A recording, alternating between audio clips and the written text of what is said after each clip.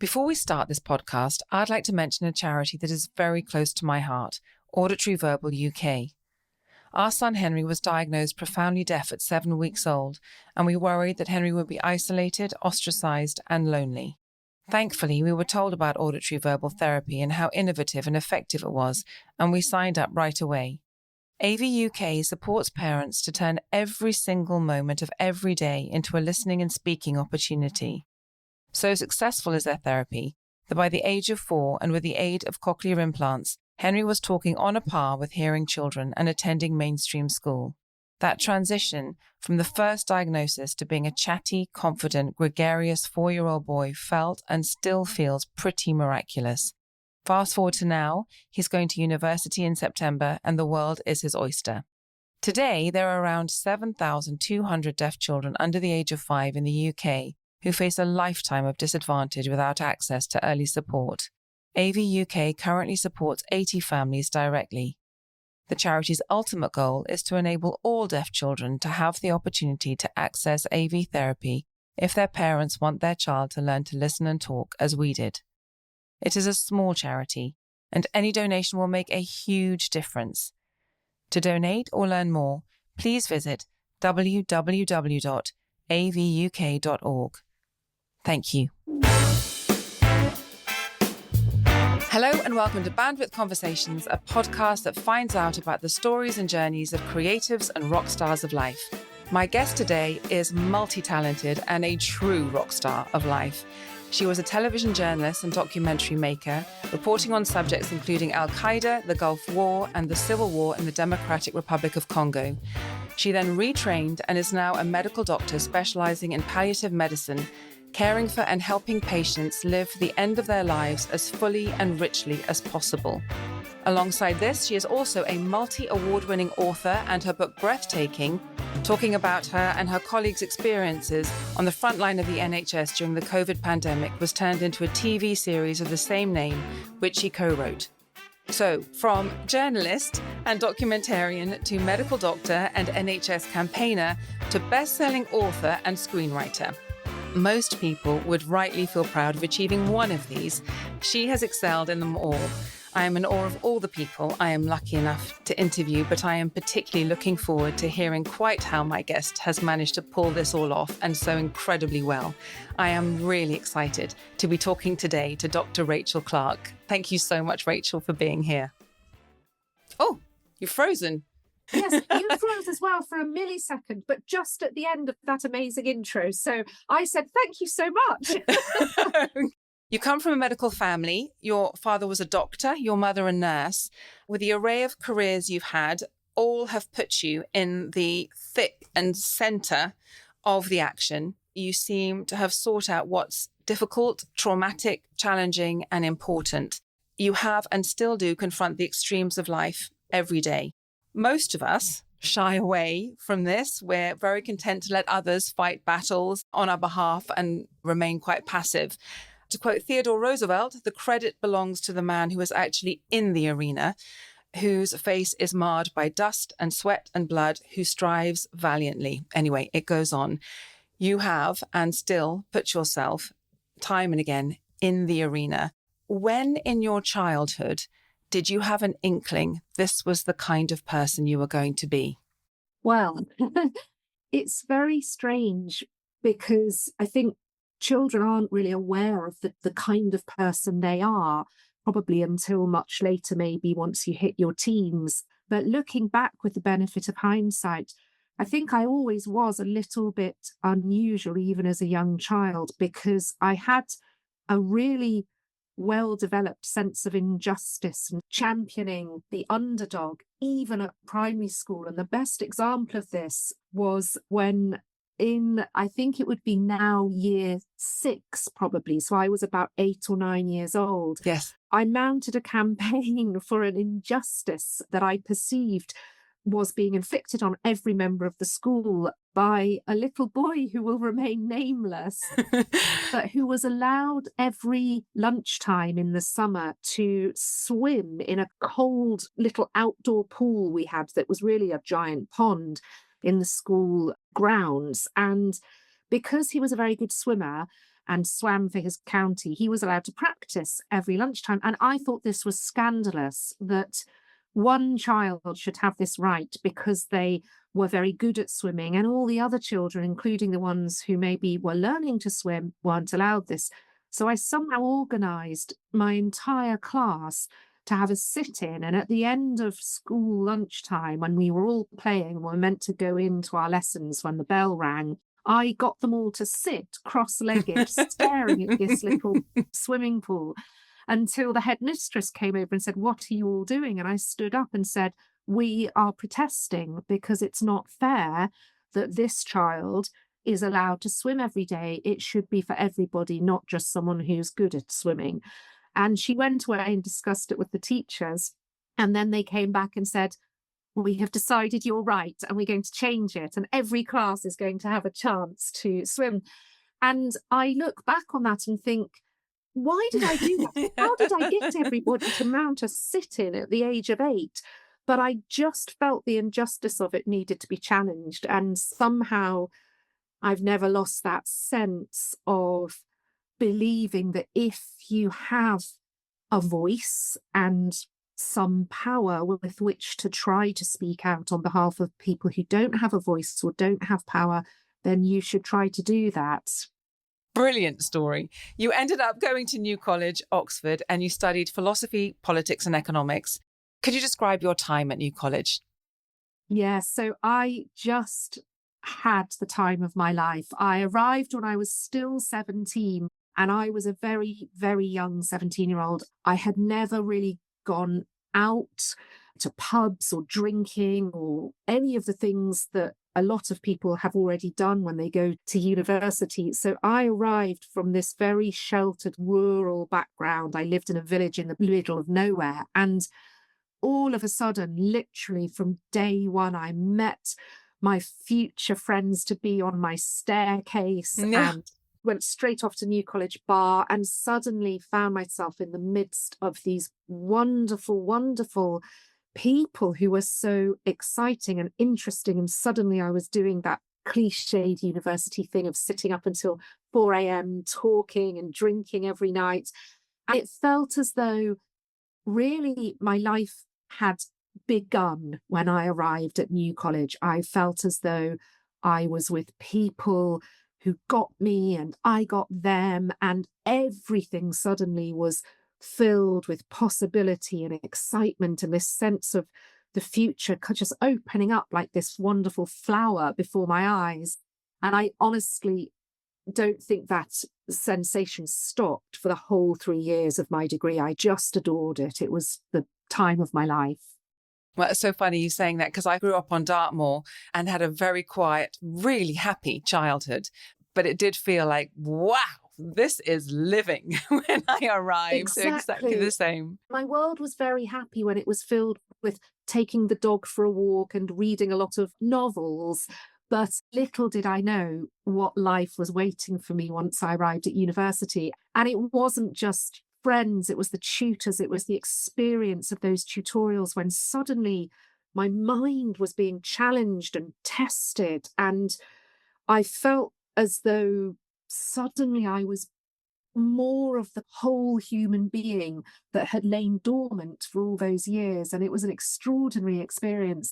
I now look back on that time at my college with such affection because it was this place that allowed me to flourish in a way that I had never had before, and I will forever be grateful.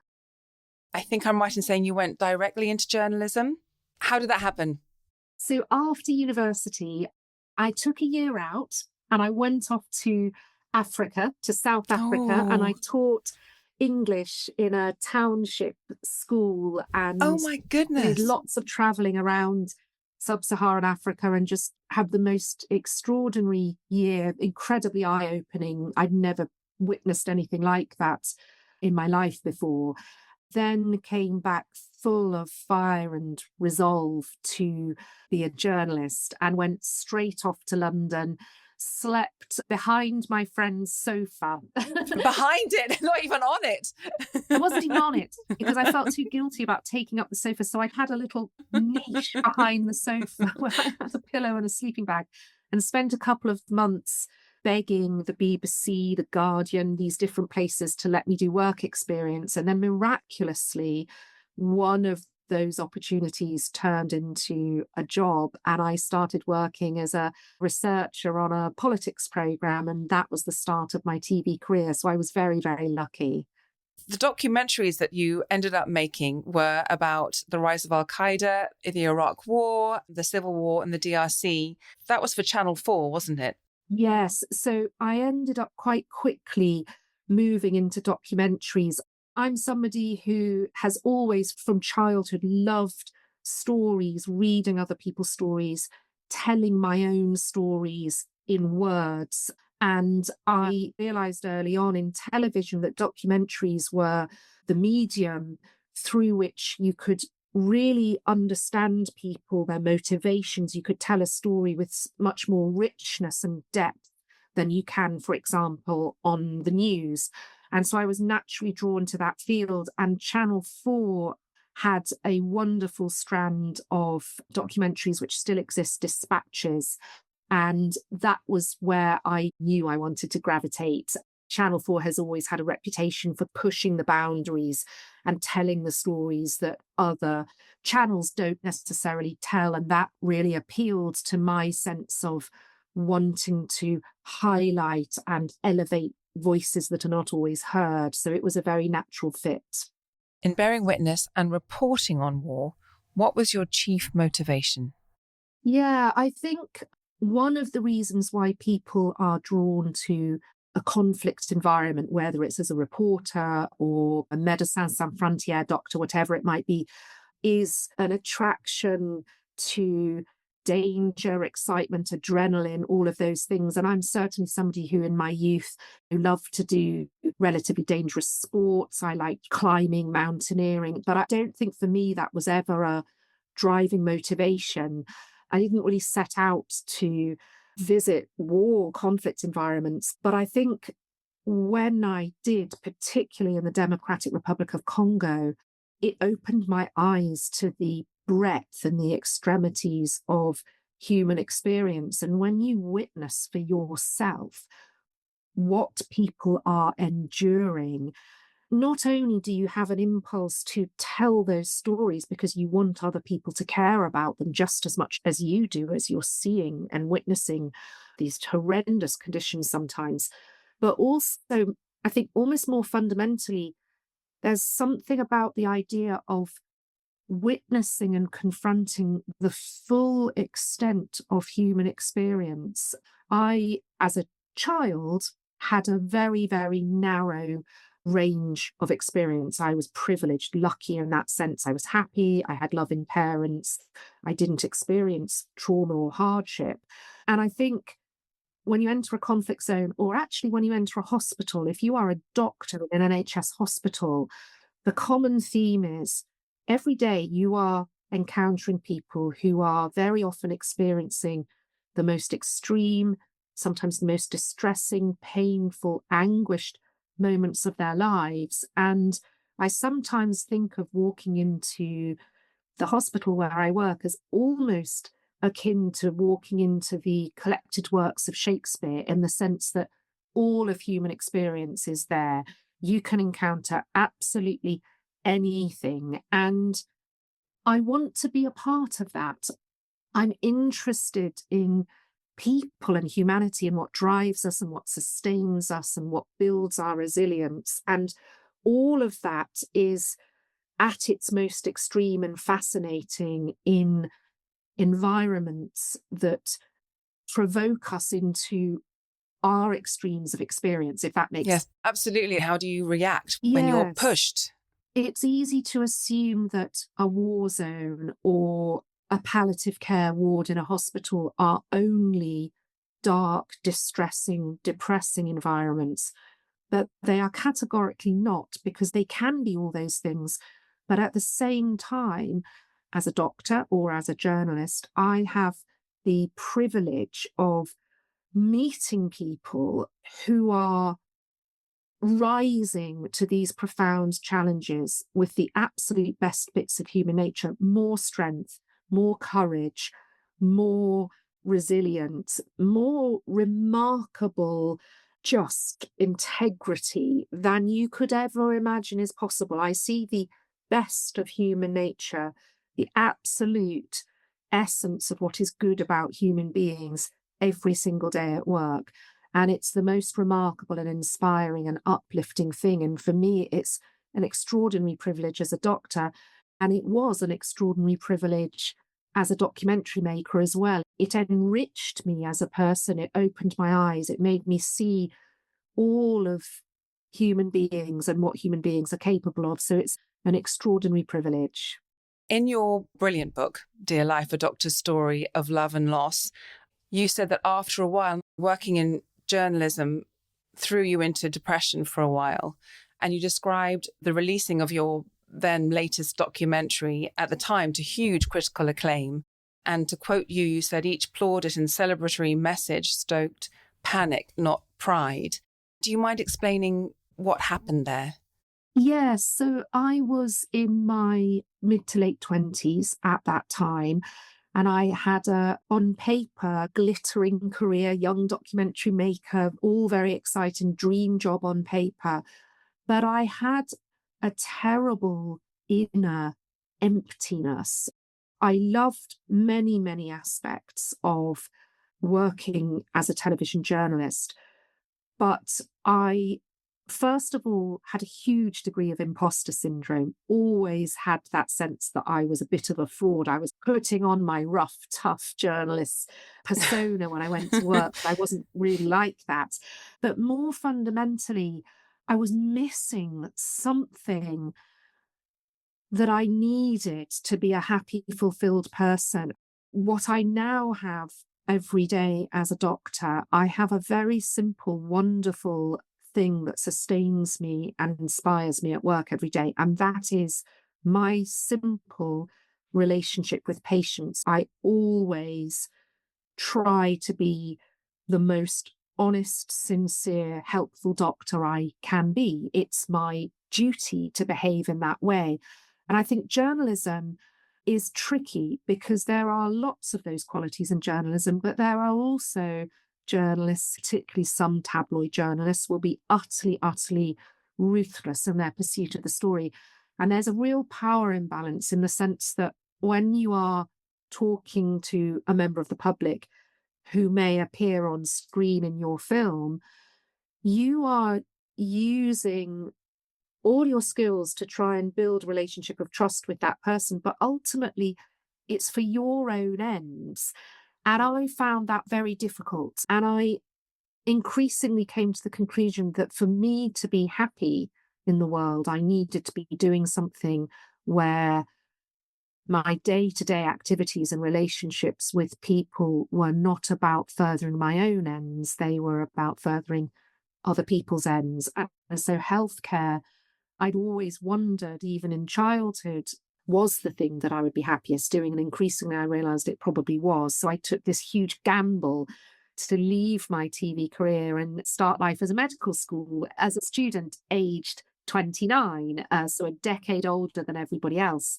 And happily, I discovered that the terrible emptiness that I had started to feel really evaporated on day one of medical school because I felt as though I was doing the thing that I was meant to do. Here I was going into medical school every day, doing something that simply fulfilled me, excited me, and didn't have any of the gnawing doubts that had plagued me in journalism. I would imagine that starting at 29, you were in the minority. Most students go in at 18. Having the extra years or extra life experience must give you an edge in some way. Yes, it completely changed things for me as a very elderly medical student because I had this decade of life experience behind me that, first of all, made it so much easier to meet patients and relate to patients. I don't think I could have managed medical school aged 18. I think in many ways it would be very sensible in the UK if we adopted the American system whereby medical school is a second degree, it's a graduate degree, because that gives everybody a few years more life experience. how on earth do you start talking to patients about the fact that they're dying or their loved one is dying when you really have no experience of life, and most 18-year-olds don't? Yes. I had all of that behind me that I think made it easier, but also I had my strong sense of standing up for people who did not have power, trying to advocate. And it quickly became apparent to me that often the people who needed an advocate were the patients themselves. Sometimes they were my fellow medical students, sometimes the junior doctors, colleagues were perhaps being treated badly by the system, or seniors. Medicine is very hierarchical, but often it was the patients. And I quickly realized that palliative care patients in particular were one of those groups of patients who can really suffer, who can be neglected and not receive the care they could, because often, literally, they don't have a voice. If you're very, very unwell, it's really hard to speak out for yourself. And I thought that was wrong. And it was something I wanted to do something about. And I think so being 29 made me quite fearless about standing up to the sort of grizzled professor of medicine who terrified everybody. He, and it was usually a he, didn't terrify me. And I just felt it was important to speak out about things that mattered. Well, before you went and you chose palliative care, you had to go through, as everyone does, that junior doctor spell. And you said in the first book that you wrote, Your Life in My Hands, A Junior Doctor's Story, which was a Sunday Times bestseller, and I quote, "Nothing matched the terror of being spat out of medical school into a world of blood, pain, distress, and dying." My daughter's best friend is just going through that and has described how terrifying that is. Could you describe that for us? Medicine is a true apprenticeship. You do your 5 years of medical school, you learn 3 million facts is the estimated figure. But then you go out on day one and it's an on-the-job activity. And as a very junior doctor in your first year, you will be put on call at night and at weekends. And the least experienced, least competent person in the hospital, you'll be the first person who is called by the nurses when they've got a sick patient that they're really worried about, that they think needs medical attention. You are the person they call. For some unlucky junior doctors, the very first day in the first week of August of their life as a doctor won't be a day, it will be one of those night shifts. So you are somehow expected to have transitioned into competent doctor. And of course, you get help and support. But actually, hospitals are terribly understaffed, and sometimes you are just by yourself. And so you have this sensation of, I am being expected to know what to do, and I have actual people's actual lives in my hands. But yesterday, no one expected me to be capable of saving lives. I was just a student, and here I am with lives in my hands, which is why that was the title of my first book. And the enormity of that, the terror that comes from knowing if you make a mistake, this person in front of you could die or be disabled, is absolutely profound. And it should be profound. Any doctor who doesn't start out life pretty terrified in that situation, I would be very worried about. You should not be confident. You should be frightened, because that is an enormous responsibility. That is what doctors are paid for. You are responsible for patients' lives. And the only way to overcome that fear is to do it. There's no other way. You can't learn how to do it. You have to do it and learn on the job. And so those first few shifts on call, I knew I could call for help, and I did call for help.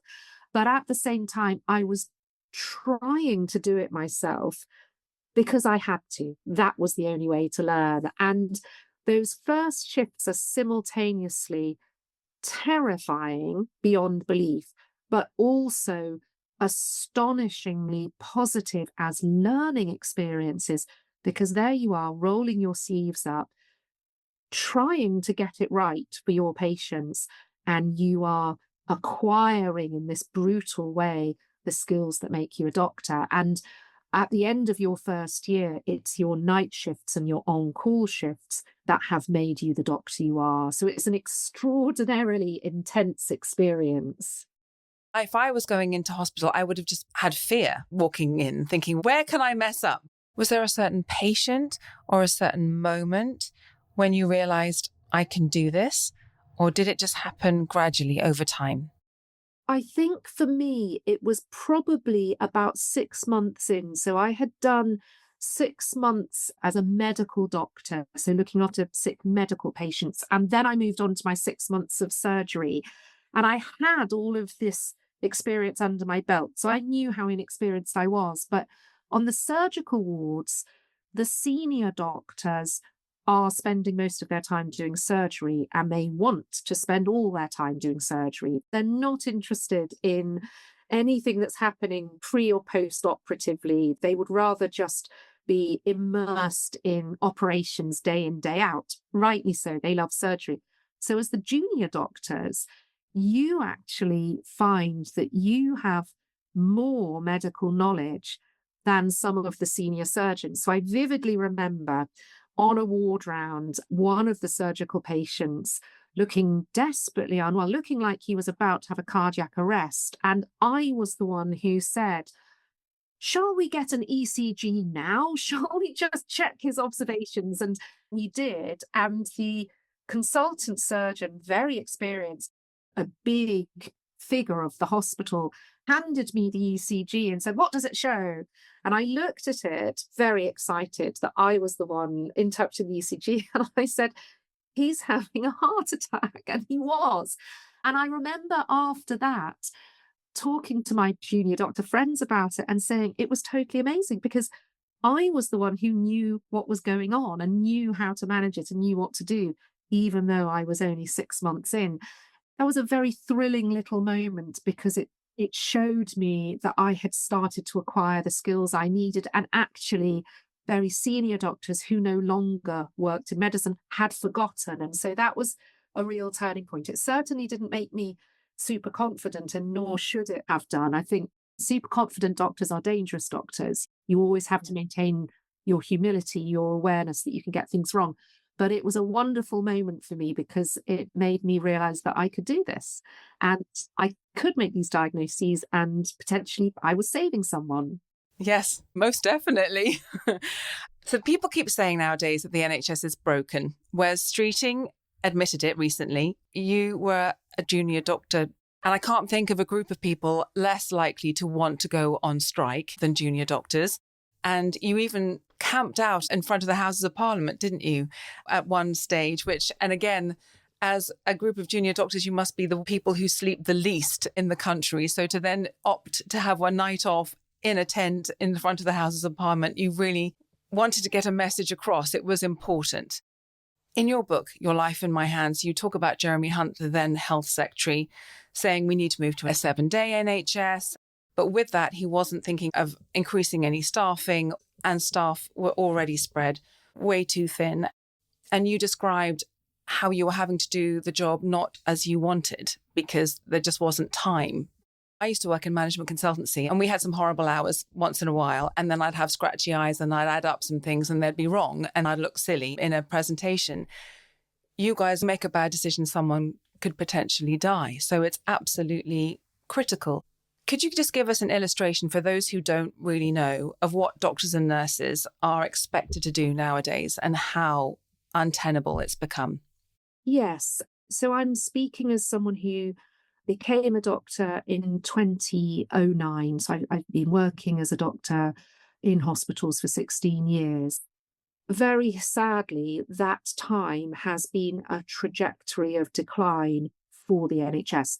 West Streeting is exactly right to say my policy is the NHS is broken. It's on its knees. It is. And incidentally, continues to be. I know he's only been in post for a little over a year, but it has not got any better. It's got worse in that year. The underfunding and the understaffing means that the NHS is filled with people who start out with these amazingly idealistic motivations for going into healthcare. You become a doctor or a nurse because you want to help people. You definitely don't go into the NHS to get rich quick. That would be a very foolish move. So you're idealistic, you know you're going to work hard, you really want to do the very best you can for patients. And these are the same decent motivations why anyone goes into public service teaching or working as a carer or working as a social worker. You do it because you care about other people. And the tragedy is you enter a working environment that is utterly brutalizing and starts to batter out of people those really good intentions, because the gulf between what you want to achieve for patients and what you're expected to achieve for patients and the resources that should be there to enable you to do that is absolutely immense. So as a junior doctor, for example, you may start an on-call shift and there is one of you for literally hundreds and hundreds of patients who are in hospital because they're sick. And your bleep that goes off every time a nurse calls you to see a sick patient simply doesn't stop. So you are running around the hospital for maybe 13 hours at a stretch. And this person is having a heart attack, and this person has started bleeding, and this person needs a cannula, and this person needs a catheter. And you almost start to feel crazed with that combination of exhaustion and fear that your patients are going to slip through the net, not because you're incompetent, but because there shouldn't be one of you. There should be two or three of you. And it's deeply traumatizing. And the other thing that is soul destroying is when you are forced as a member of the NHS to witness patients who are being failed before your eyes. If you're a politician, if you're Jeremy Hunt declaring that you are going to stretch the NHS doctor workforce more thinly across 7 days than 5 with no extra funding, no extra doctors, that's fine. You can sit in your nice office in Westminster and pronounce that to the newspapers. But if you're a doctor who walks into A&E and sees people moaning and crying on trolleys in corridors, or even dying on a trolley in a corridor without even a curtain to draw around them for dignity, if you are a nurse who is trying to care for patients who are lying in their own excrement because there aren't enough nurses and carers to clean everybody, that is your reality. And unlike the politicians who are privileged enough to not have to confront that face to face, we do. We see the pain and the suffering and the indignity and the utter avoidable tragedy of patients being failed by the NHS every day at work. And in the end, what happens for a lot of people is they either become brutalized and hardened, and then they're not compassionate healthcare workers, or they leave, they just can't do it, they burn out and they quit. And sometimes, tragically, something even worse than that happens. A doctor will take their own life. And around the time that Jeremy Hunt decided to go to war with junior doctors, those aren't my words, by the way, they're his, there was a junior doctor who had worked for just a few months. Her name was Rose Polge, and she worked in the southwest of the country.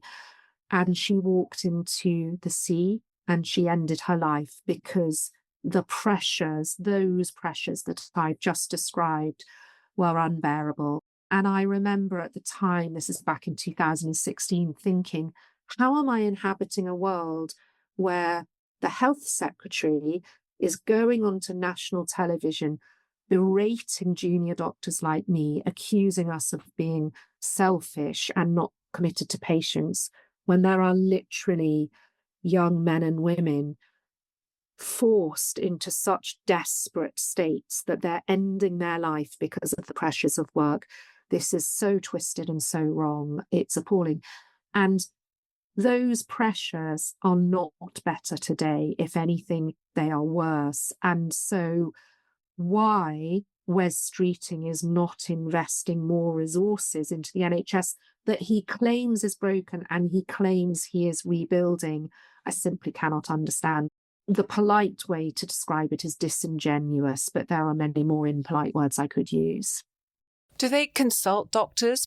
As an analogy, I was in a taxi the other day and the taxi driver said if only they'd tell us that they were going to close this road and this road and this road, we would be able to tell them, then you've got to keep that road open because otherwise everything is going to get blocked.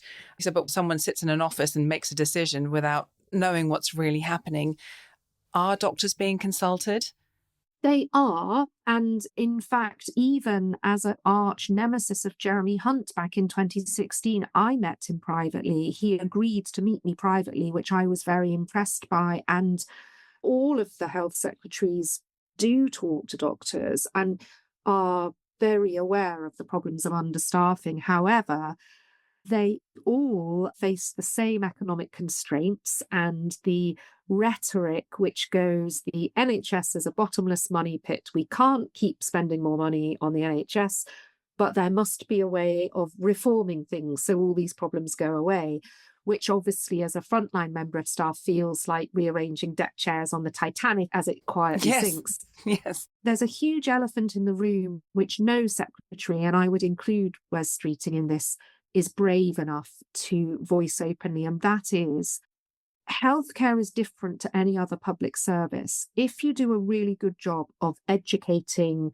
Britain's kids, you end up with really well-educated kids. What you don't end up with is increased numbers of kids that you now have to educate at greater cost. But if the NHS does a really good job of keeping people well and healthy, what you end up with is an increasing aging population of people who may have died 20 years ago, but now are being kept alive. That's a wonderful achievement. That's progress of the most beautiful kind. But it also means good healthcare generates more demand for more healthcare, because the person whose cancer is cured and now lives until they're 95 needs a hip replacement and needs a knee replacement. So healthcare is almost the victim of its own success. Good healthcare generates more spending on healthcare. And this is a profound demographic problem that faces every developed country in the world. And no government is openly having a conversation with the public, a grown-up conversation about the implications of that and what we as a society want to do about that. We can choose to shrug our shoulders and say, well, we're just going to have to ration healthcare. We don't want to pay more on healthcare.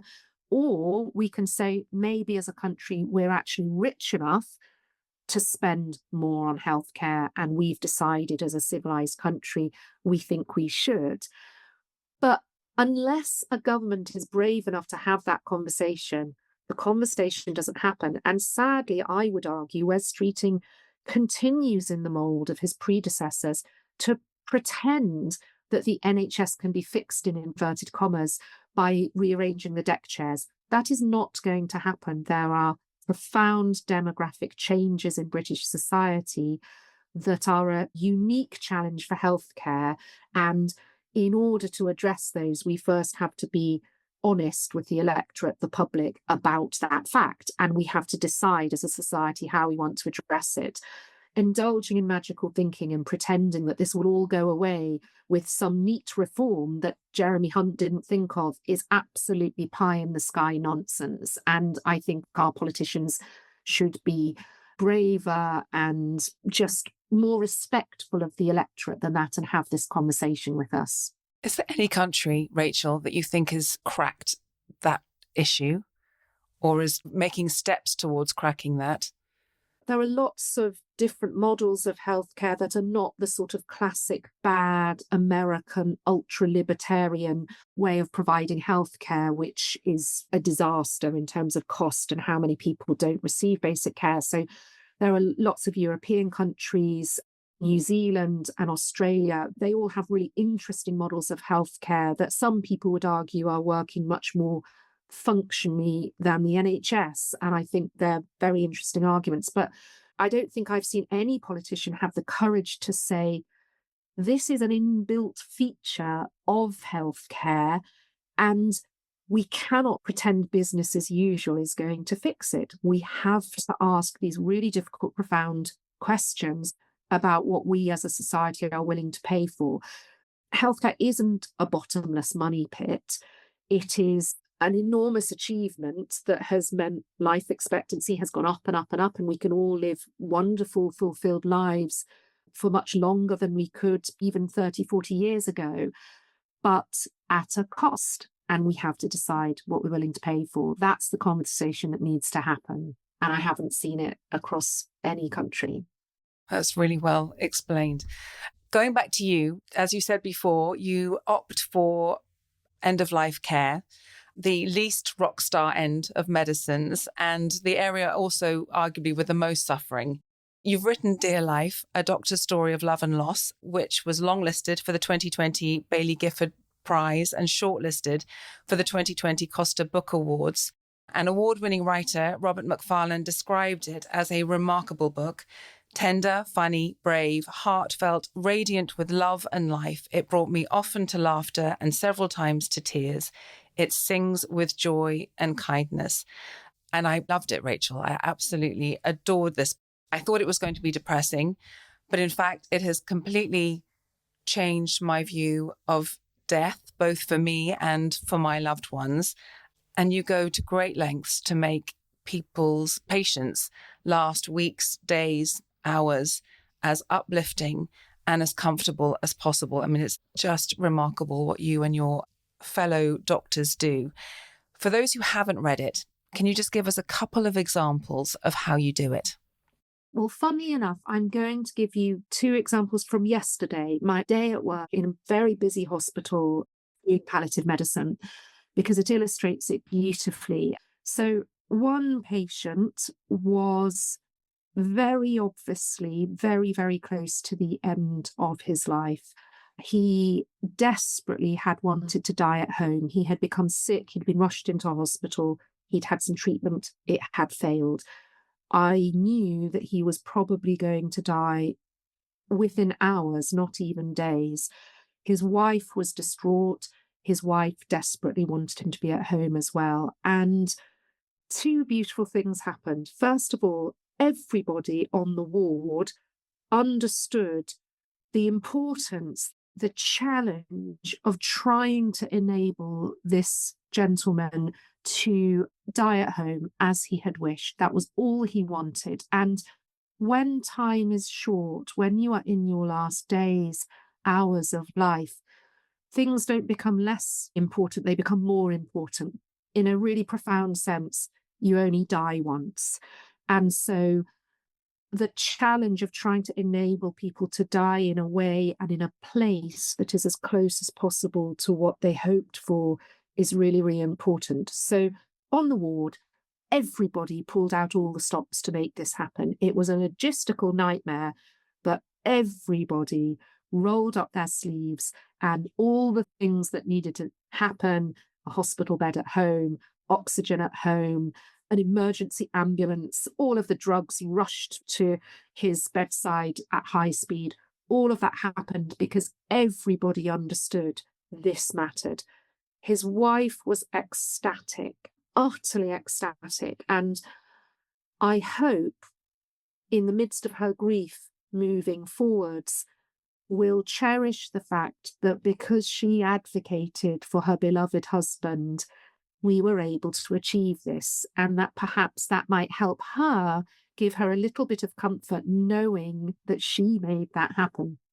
And the other thing that was beautiful was the fact that throughout all of this frenzied activity, the patient's little beloved dog was on his bed at his side, enchanting all of us who went in and out. And I'm actually sharing this story with permission. Cookie is the name of the dog. And I was given permission to share this story to illustrate how important in palliative care human medicine is. So human medicine is my term for the one thing that anybody can bring to the bedside of a dying person. You do not have to be medically or nursing trained to do this.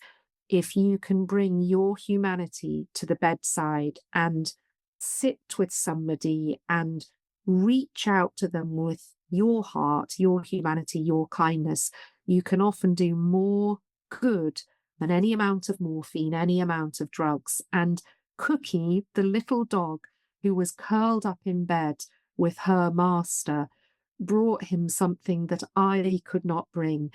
Cookie brought love. And it also told this couple that we cared about them as human beings and that we were with them as human beings. And that's an example of good palliative care, not clever medicine, not expensive drugs or interventions. None of that really cost anything at all. But it communicated something profoundly important, which is you are dying, you are approaching the end of your life, but we care about you. We love you, and we are doing everything humanly possible to show you that you matter to us, and we will try to help you end your time on this earth in the way that you want to.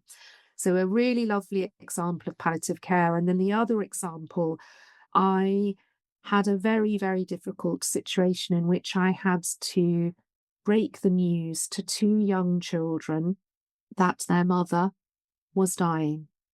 I had to do that. And it is always astonishingly difficult to have those conversations with children. They were very young, they didn't know. And I was the person who felt like I was destroying their world. I wasn't, the disease was, but you feel as though it's you. And what can you do in that situation? How can you possibly do anything that helps in that situation? Some of the things we do, again, a little bit like Cookie the dog, are very small and very simple. And one of the things we do is we have an incredible community of local volunteers who crochet gorgeous, brightly coloured blankets and little hearts. And these blankets are things of such beauty. Some will be vibrant, some will be blues, some will be pinks. And sometimes at the bedside, what you can do, perhaps with children, is together tuck mummy in with a beautiful blanket, and two little children may help with that process, and they may choose a heart for themselves and a heart for mummy, and they may tuck the hearts under mummy's hands so that there's a little connection, a symbolic connection through those little knitted or crocheted hearts. And none of that takes away the horror of losing a parent as a young child, but it is a tiny act of love and care and, again, humanity that somehow enables something that is utterly heartbreaking to have a degree of intimacy and care in it that wouldn't otherwise be there. And these little moments are, again, profoundly important because they're very often what a family member remembers and can hold on to. And I think in palliative medicine, the thing I've learned more than anything is with dying, there are two kinds of suffering. There is the avoidable kind that we can fix very often with simple, small amounts of drugs or other interventions. But there's also the kind that can't be palliated, and that is the suffering that comes with losing someone you love desperately. Pain is the price of love.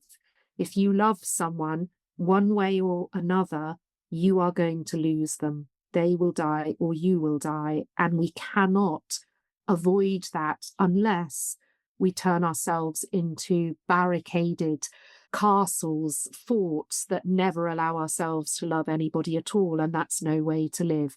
The price of opening up our hearts and loving people is the anguish of grief. And somehow confronting that, looking at that, recognizing that, and trying to walk with people as they go through that process is an essential part of good palliative medicine, and I hope is a way in which we can do good in addition to the medical aspects of palliative medicine. Well, that's extraordinary. That was your day yesterday. How do you cope? Because you're keeping strong for everyone else. At the end of the day, you go home, and that must be quite a burden that you're carrying. How do you stop it from dragging you down? It absolutely is sometimes. Sometimes it hits you really hard. And I think the most important thing is working in a team of colleagues, an incredible team who gets that. So a lot of medicine traditionally is built on the idea of the stiff upper lip. You must never show emotion. You must be strong and utterly focused on the patient and never exhibit weakness or emotion of any kind. And that's nonsense, first of all, because doctors are human beings too. And actually, it's very harmful to teach young doctors that this is somehow what is expected of a doctor. Far, far more helpful, I think, is to teach doctors the truth, which is that the hardest thing about being a doctor, any kind of doctor, is navigating that tightrope between objective dispassion and subjective empathy and engagement with your patients, because we are all, every doctor is doing that at any moment. Once you recognize that that is hard, and sometimes you might need support with that, because of course you're going to have tough days, you take away the sort of fear that goes with having emotions. So I handle the tough days in this way. In the moment, I am utterly steely and ruthless and hard because I have a really important job to do. I'm talking to young children about the death of a parent. They are the only people who matter in that room, and my emotions are irrelevant. They mean nothing compared to the emotions of those children. So I will be hard as nails, knowing that I can then go away. And if I need to cry with one of my colleagues, I can, and I won't be ashamed of that. And if I get home and I need to go for a run with the dog, or have a large glass of wine, or say to my husband, I had a really, really tough day today, he will distract me brilliantly. So be it. That's how I cope with my team. And through recognizing that tough emotion is an essential part of the job and it's nothing to be ashamed of. And actually, I think it's an essential part of being a human being. And very often, the more we try and pretend otherwise, the more we can get ourselves into hot water psychologically, because feeling is a part of being a sentient human being. So, yeah, chatting to my mates, my colleagues at work, definitely having a large glass of wine on occasion, and actually cherishing the simple moments in my own life. I am so lucky to be a woman in my 50s with wrinkles and not the body I had 20 years ago. I care for patients who never have the privilege of getting a wrinkle or a grey hair. So I am going to just celebrate those stigmata of aging because I'm lucky to have them, and I'm going to try and cherish the beautiful, simple moments I have with the people I love around me, because at the end of the day, that is all that matters at the end. My patients, that's all they care about. That's beautiful. You have written 4 books, no less. I have mentioned Your Life in My Hands, A Junior Doctor's Tale, Dear Life, A Doctor's Story of Love and Loss. And I particularly love the personal pieces that you shared, the fact that you had had a cancer scare. You talked about how it felt for you caring for your father at the end of his life. And I would love to know about your disastrous first date, because I think I can rival that. But anyway, that's not for now. You've also written Breathtaking and also The Story of a Heart. So Breathtaking, this is about your experiences and others, again, on the front line of the NHS during the start of the COVID pandemic. It was picked up and made into a series for ITVX with Joanne Froggatt playing you, although I know it was a mixture of you and colleagues. You teamed up with fellow former doctors, Prasanna Puwanarajah, who is a former guest on the show, former New College alumnus, now an actor, and Jed Mercurio, legendary screenwriter, Line of Duty being one of his many impressive works. How did you come together? It was beautiful serendipity. Prasanna and I both worked in Oxford in the John Radcliffe Hospital Oh, you worked at the together. same time. And we were on the same little medical firm when I was a medical student and he was a first year rabbit in headlights doctor. And Prasanna taught me how to take blood, cannulate patients. So we had a lovely connection there. And we also, I think, because we were unusual doctors who loved the arts, we just hit it off and became friends. So we've been friends ever since. Prasanna actually had talked for ages about the idea of us working together to adapt one of my books for screen. And we originally hoped that might be Dear Life until March 2020, the slight inconvenience of a global pandemic got in the way. Prasanna knew Jed very well, Jed Mercurio, and so the Dear Life idea very quickly mutated into making a drama about the pandemic. And it was the most incredible opportunity to turn a book into screen and to work with Prasanna, a very experienced actor, director, writer, and Jed, of course, an extraordinary screenwriter. The three of us worked very closely together to co-write the screenplays, executive produce the dramas. And I think I can honestly say that for me, getting Breathtaking, which was the story of what unfolded for NHS staff in NHS hospitals during COVID, to get that onto screen is something that I think I'll always regard as one of the achievements of my life that I'm most proud of, because I desperately wanted the public to know what it was really like.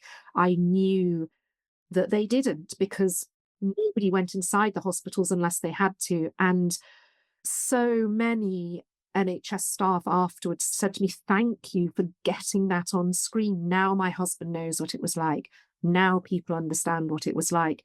And staff felt as though their experiences were finally seen and shown to the public. And that meant an awful lot to me. Yes, well, I watched it and it really brought back that fear that we were all facing in those early days. And I have a friend, Liz Delacarve, whose son Henry was a junior doctor at the time. And he told us some of the stories, and I don't know, it's up for him to say, but I would imagine he's still traumatized by that time. And I think at the end of it, there were some statistics that over 400 NHS members of staff died during March and November 2020, and 60,000 reported they suffered from some form of PTSD due to their work on the COVID wards. And that's entirely understandable when you see all you doctors trying to help everybody, being overwhelmed with sick and dying patients, not having the right PPE, having to follow arbitrary rules that someone who doesn't know anything, and you know they're the wrong rules, but you have to follow them anyway, having to stay away from your family, and also probably having questions from your family about prioritizing strangers over them. We know that there are more pandemics to come, or the predictions that they will come. What should we have learned from COVID? The COVID inquiry is ongoing, but one message that has already come out loud and clear is that the UK was woefully underprepared for this pandemic.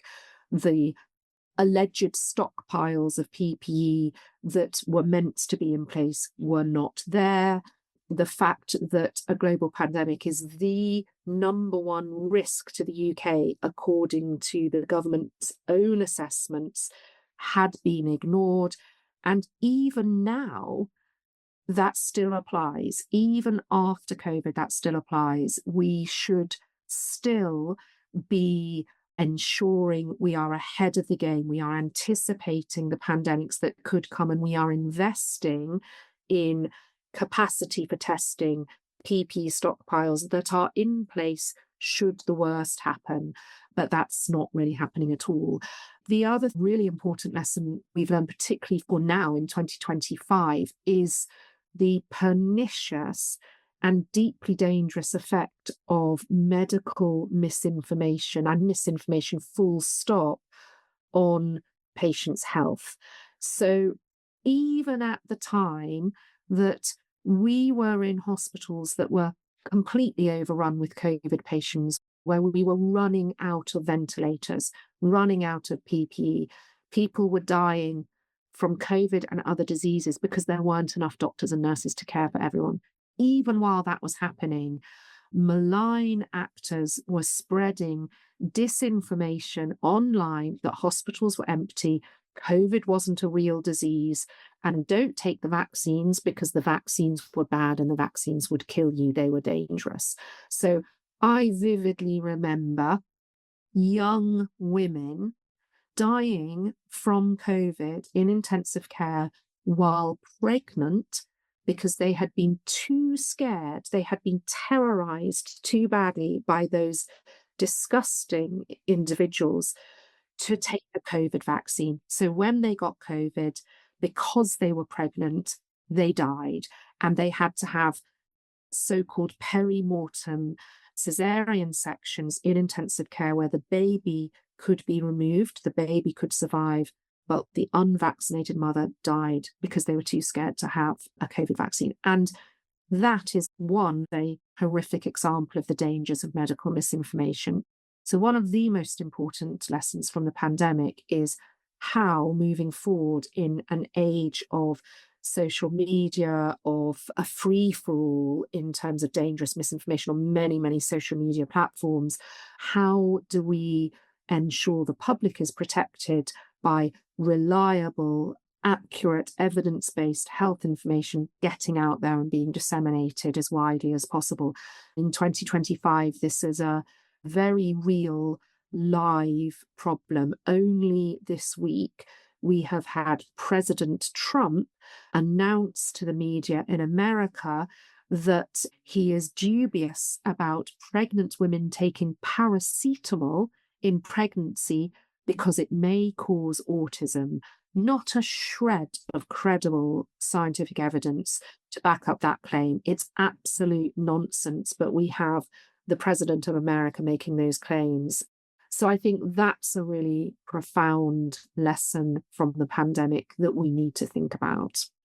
I'd like to turn to your latest book, The Story of a Heart. It's a true story of two children, Kira and Max, whose lives are intertwined through a heart transplant. Kira, a 9-year-old girl, suffers a catastrophic brain injury in a car accident, leading her parents to donate her heart, which saves Max, a 9-year-old boy with a failing heart. Rachel, you tell the story with such sensitivity, honouring both children, both families, go through the worst experiences I think anyone can possibly live through, a child who dies and a child who's chronically sick. You also weave in the history of how organ donations were made possible and the brilliant doctors and scientists who contributed to inventing, for example, the machine that takes the heart and lungs offline, which I found particularly fascinating as 2 years ago I had open heart surgery. And I have to say, I'm glad I read it after I had the surgery before that. Wow, did they really do that? It's a remarkable story. And you've written the most beautiful book that so deserves the 2025 Women's Prize for Nonfiction that you were awarded. How did you come to write it? Well, thank you. It was serendipity. I was reading the news online and I came across the story of Max and Kira in the Mirror newspaper in 2017. It was a front page story, and this photo of a little boy staring out into the camera, looking desperately ill, confronted me, and that boy was Max. He'd been waiting for a heart transplant for nearly 9 months, and his parents had agreed to tell his story as part of a campaign to change the law around organ donation to make it easier for organs to be donated. And I was very struck by that image. And then a month or two later, another image appeared. And this time, Max had been transformed into a healthy, pink-cheeked little radiant boy. He had had a transplant. And then a few months after that, the front page appeared that absolutely stopped me in my tracks. Because of the publicity around Max's transplant, Kira, the little girl whose heart was donated to Max, Kira's mum had realised that her little girl's heart had probably saved Max's life. Kira had been killed in a car crash, and her family immediately altruistically chose to donate her organs, meaning she saved the lives of 2 children and 2 adults, one of whom was Max. And Kira's mum, Loanna, sent a message on social media to Max's mum, Emma, having found her very easily. And the message simply said, "I think your son may have our daughter's heart." and it's the most beautiful heart in the world. And that started a dialogue that led to Kira's family meeting Max's family. And with a stethoscope, one by one, they all listened to Kira's heart beating inside the chest of the little boy whose life she had saved. And when I read that, I gasped audibly. I couldn't believe this story. It was extraordinary. And that was what gave me the idea to tell the story of transplant through these two extraordinary families and how they came together. And I very, very tentatively approached Kira's family. We had many, many conversations. I also talked to NHS Blood and Transplant, who are in charge of all of transplantation in the UK. And everybody agreed. And thus the book was born. It's an incredible book. And yes, on multiple levels. How is Max? Are you still in touch with him?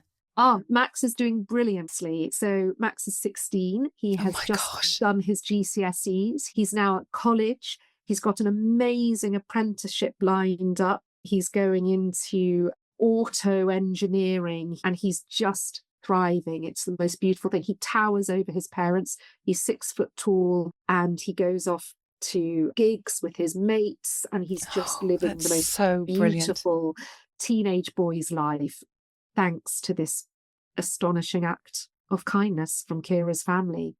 Going back to Theodore Roosevelt, in that you are in the arena and you have witnessed the extremes life offers, suffering, grief, courage, hope, love.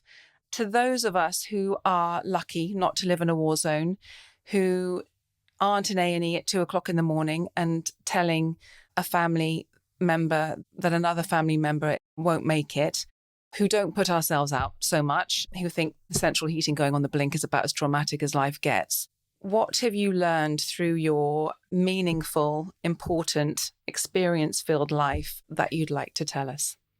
A very simple, but I hope powerful message is simply this: it is never hopeless.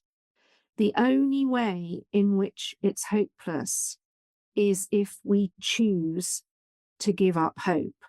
Whatever the situation, whatever the scenario, there is always hope, because we all have something inside us that can make any situation better for someone else, and that is our humanity. And that applies whether you are a doctor, a nurse, or just an ordinary human being. We all have the power within us to make someone else's life better by showing up with our humanity, by choosing to engage, no matter how bleak the circumstances.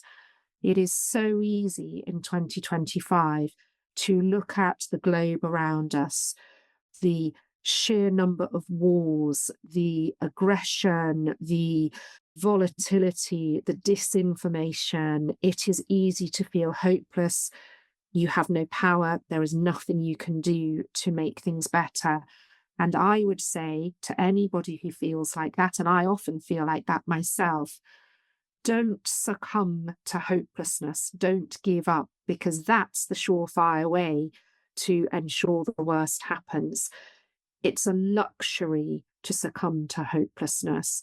If you live in Ukraine or Gaza or any of the countries or communities under assault in the world in 2025, you don't have that luxury. You have to keep fighting. You have to keep hoping, because the alternative is oblivion. So for all of us who are lucky enough not to be existentially threatened at the moment, remember your power. Remember our power.